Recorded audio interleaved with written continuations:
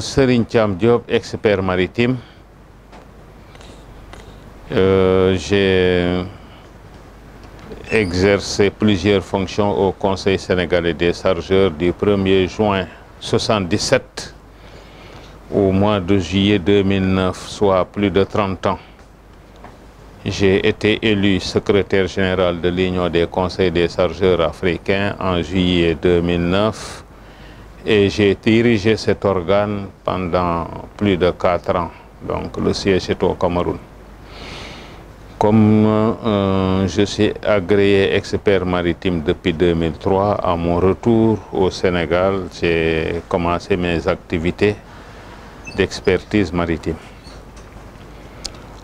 Bon, comme j'ai fait plus de 35 ans dans le transport maritime, j'ai participé à plusieurs rencontres en Afrique et dans le monde sur le transport maritime et le commerce international, raison pour laquelle j'ai décidé quand même de faire un ouvrage dans lequel donc je vais parler de toute cette expérience. Je pense que c'est très important pour les générations futures et même quelques jeunes qui sont en train d'exercer dans le transport maritime, mais qui n'ont pas assisté à toutes ces activités qui sont très importantes.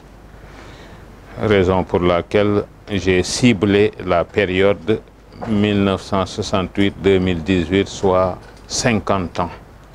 Donc, dans le livre, j'ai parlé essentiellement des activités maritimes, même avant 68.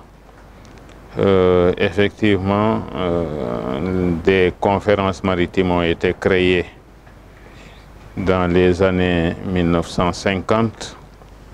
Mais avant ça, une convention maritime, la convention de Bruxelles, a été adoptée en 1924. La convention de Hambourg en 1978.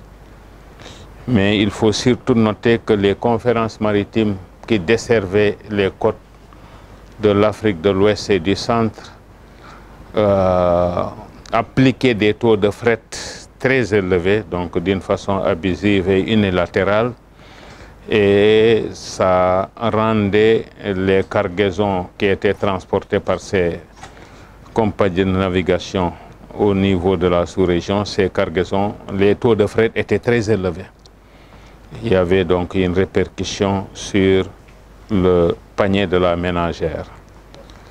Et les conseils des chargeurs qui étaient créés avec le comité, avec son comité de négociation des taux de fret, rencontrait ces compagnies de navigation membres des conférences régulièrement, 2 fois par an, en Europe et en Afrique pour négocier les taux de fret. Malheureusement, après la libéralisation des transports maritimes en 1995, il n'était plus possible de négocier avec les conférences maritimes. Et vous vous rendez compte, actuellement, les taux de fret sont devenus très chers.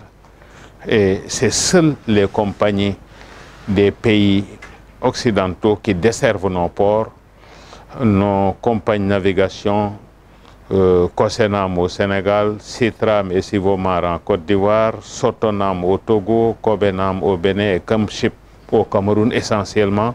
Ces compagnies ont disparu et actuellement c'est seules les compagnies de navigation des pays européens qui desservent nos ports.